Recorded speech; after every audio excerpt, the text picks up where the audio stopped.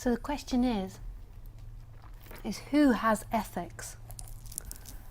So who is this person that has ethics?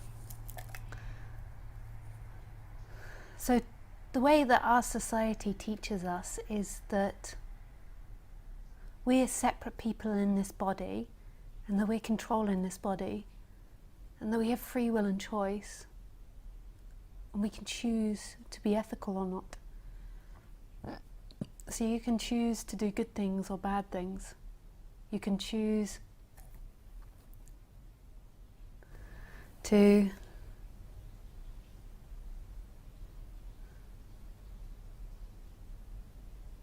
act ethically or not act ethically. This is what our society teaches. But who is this person? Who is this person that you call you? Who is the actor? So you have a thought appear, and you have a feeling appear, and this thought says, let's do something good, and the feeling wants to do something good. But who do those thoughts and feelings belong to?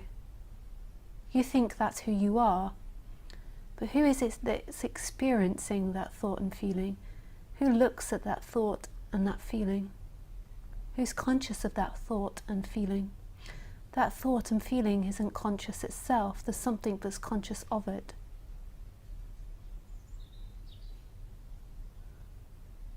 So who is this person that could be ethical? You begin to see that this person that you thought yourself to be isn't a linear character in time, isn't a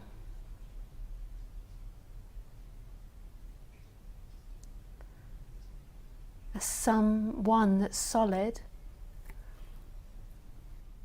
and that goes from moment to moment, that there is this consciousness and this I am, this consciousness that's conscious of everything, and this sense of being, this alive presence, and they always are, and in that come thoughts and feelings, and those thoughts and feelings aren't a separate entity, so they don't all line up and touch through time, they're fresh in each moment. So that person that you think that chooses and is moving through time is actually a fresh creation in every moment, including the idea of itself and including the idea of time. And to really see this, there has to be a seeing of who you truly are, which is the consciousness and the I am. When you see that's who you truly are, you see that that's what always is, this present moment, and in that everything's appearing and disappearing in this present moment. There isn't somebody that's moving through time and moving to the future. There is this, there is what is, and everything's appearing and disappearing in that. This entity that you took yourself to be never existed. That's amazing. That's so amazing and beautiful. You aren't this linear person.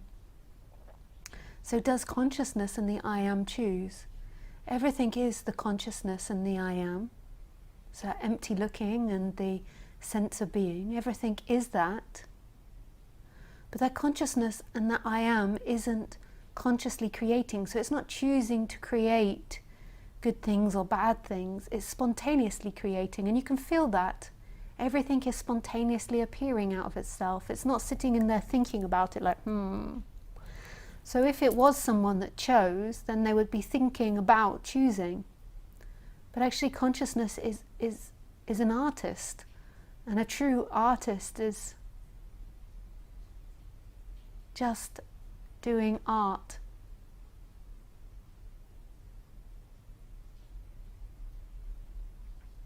Just in flow. So consciousness isn't concerned about ethics, just like the artist isn't concerned about ethics. It's spontaneously creating from love, absolute radical love. And again, this will only be really registered when you see it as it is. When you believe you're the person, then this seems unimaginable because you personify everything and you project your separation onto everything. So you think consciousness must consciously choose.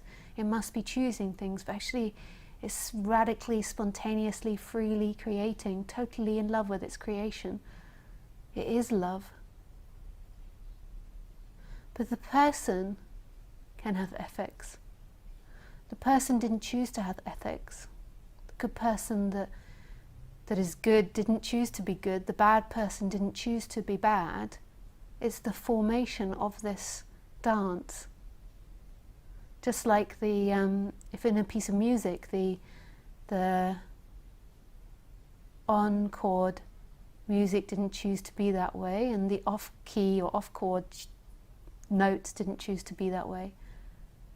And they're all in perfect balance. You have to have in key and out of key, I don't know if that's how you say it, or different key or minus key, I don't know what it is. You have to have all of it to make the piece of music up. So if you believe you're a good person, you never chose to be a good person. And if you believe you're a bad person, you never chose to be a bad person. It's something that's happening, just like the sunlight's happening, just like the breeze is happening, just like the light is happening, it's happening. This only can really be seen when there's a dropping into what is. Like, what is the key. What's actually happening is the key. Life is hiding in plain sight. What you seek is what's happening. What you seek is right here. The answers that you look for is right here. And I can't really tell you this. I think the most important thing I do as a speaker is calling you home to this. That my energy is calling you home to this.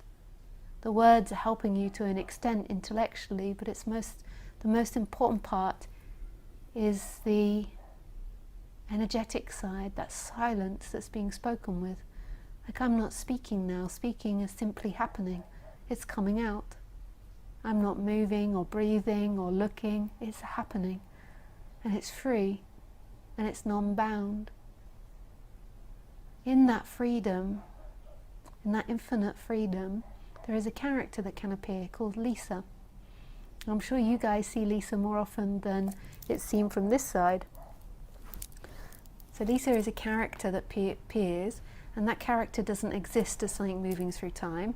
It's always spontaneously appearing, but it appears within a pattern of her life. So she doesn't suddenly start speaking Japanese or looking Japanese or dressing Japanese. She appears in the pattern of what seemed to be happening. And she has certain thoughts and certain ways of being. But that's not who I am. That's an experience that's appearing in who I am. And it comes and goes. And Lisa has been conditioned to be good or bad. And there's also been a genetic component to it and a social component to it.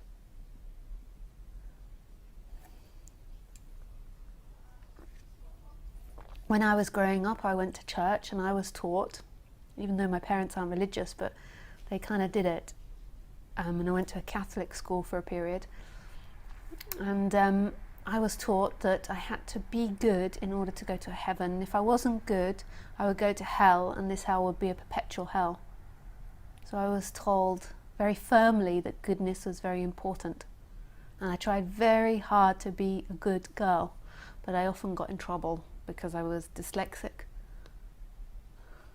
and was so uninterested in a lot of the things that were being taught to me.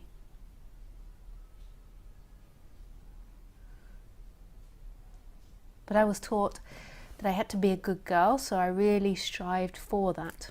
And I feared being bad. I feared the consequences of that.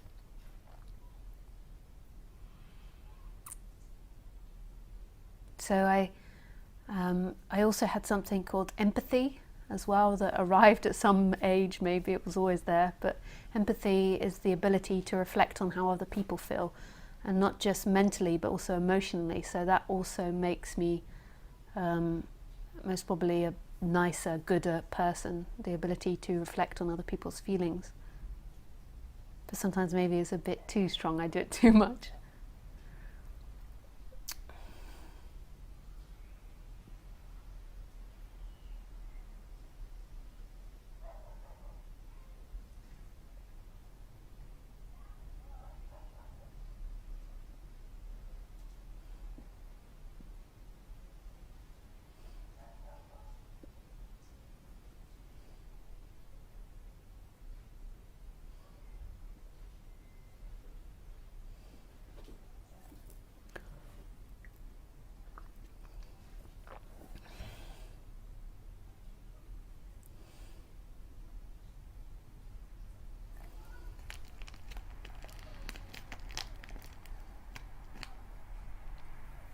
I personally think for a nice functioning society it's important to have good ethics.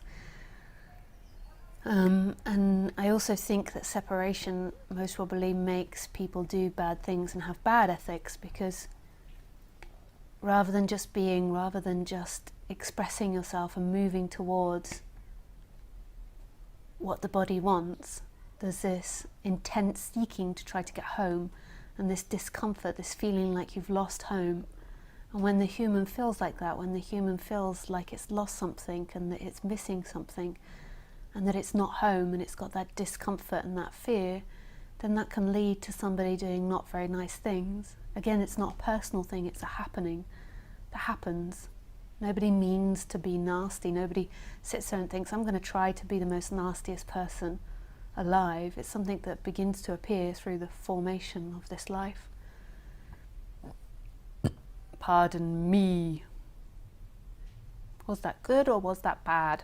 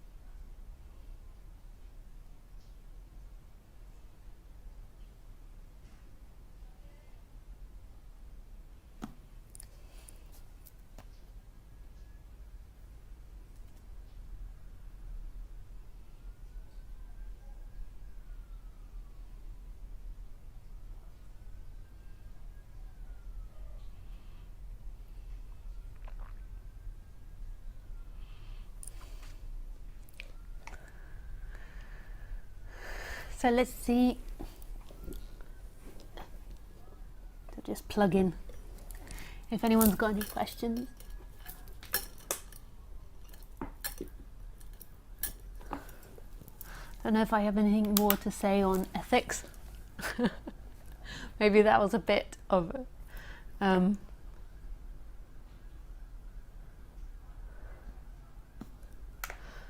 limiting subject, ethics.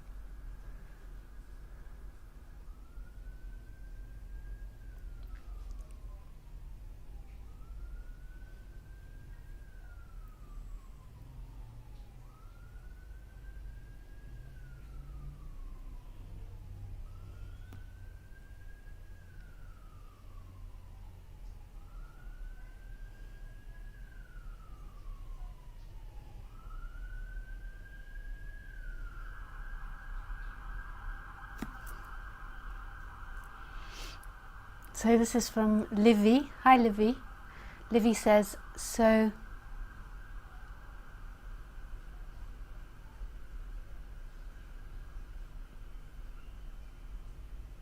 she says, so we're not responsible for our thoughts and actions. Who is this person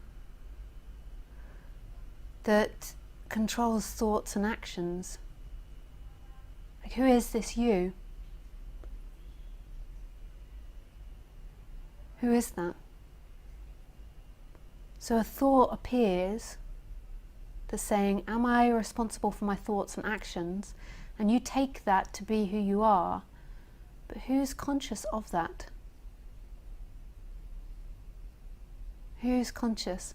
So as a person, it feels like you've got free will. So it feels like you can choose to be good or bad. It feels like you can choose things, because that's how it's meant to feel. Otherwise, Ramesh Balsakar used to say, otherwise you'd feel caged.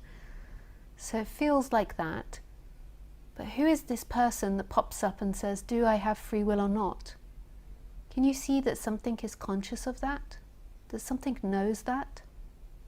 So it appears, and there's something that sees it, something that watches that. And that watching is life itself. It's not bounded, it's no thing and everything. But is that person that's having the debate inside of your head with all the thoughts who you are? Is that you? So that's such a beautiful question, Livy. This is really where it's at. And you can see that this subject is ultimate forgiveness.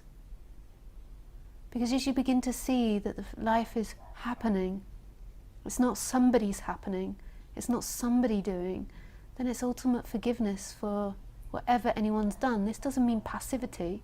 It doesn't mean that your body doesn't fight or say no. It doesn't mean becoming a doormat. I'm not talking about the human. I'm seeing that that human is something that's appearing in who you are, but isn't actually who you are. You see, the consciousness and the I am and the thoughts become like this, so it feels like you're a condensed bundle. But actually who you are is that empty looking, the consciousness, and this I am. And it's totally free. And that's who you are.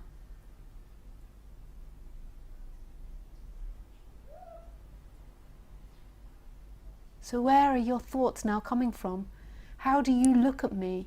You say, I look at Lisa and I choose to, but who is choosing to? Who's experiencing that one that's thinking about Lisa? Who's experiencing the one that's watching Lisa? Notice that those thoughts about yourself are appearing inside the dream, and there's something else watching it, something else experiencing it. Who else is that? Who is that? Who's experiencing your breathing now? Who's experiencing your thinking now? The sounds now? This big consciousness. And this big consciousness is no thing and everything. It's not behind the person, it's not in front of the person, it's just conscious. You can't ever find consciousness. It doesn't actually exist.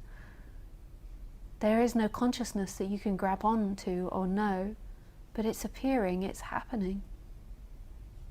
And the same with the I am, that sense of existence. You don't say to yourself, I am going to exist today. There is existence, and in that person arises that says, I am going to exist today or I'm not going to exist today. It's beautiful.